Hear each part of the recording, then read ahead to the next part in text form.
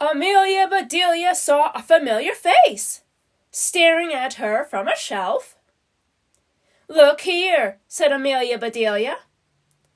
"Who does this remind you of?" "It's Cousin Alculo," said Mrs. Rogers. "Were his ancestors Roman?" "They sure were," said Amelia Bedelia. "His family was roaming all over the United States."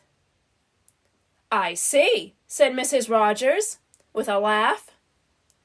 "Let's buy it for his birthday." "How much is it?" said Amelia Bedelia. "It is a bargain," said Mrs. Rogers. "The real thing would be priceless." "Priceless?" said Amelia Bedelia. "Without a price, it would be free." "Not really," said Mrs. Rogers. "Compared to the original art, this reproduction is worthless." "Worthless?" said Amelia Bedelia. "Worth less than what?" "Than the real thing," said Mrs. Rogers. "That sounds wacky," said Amelia Bedelia. "If the real thing doesn't have a price, how could it be worth more?" Just then, a man walked up to them. "Amelia Bedelia," said Mrs. Rogers. "Meet the director of the museum." "Pleased to meet you," the director said. "My name is Arthur Styles, but you can call me Art." "Nice to meet you," said Amelia Bedelia. "You have been very busy, Art. This museum is full of works of art."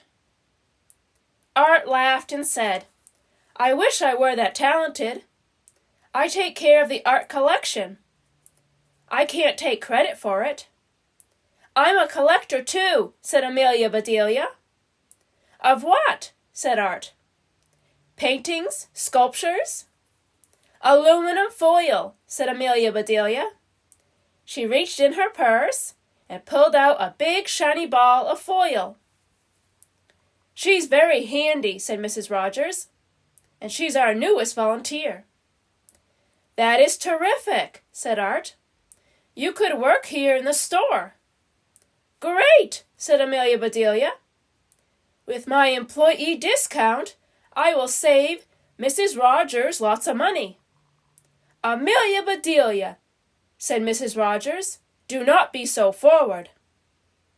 Amelia Bedelia took a step backward.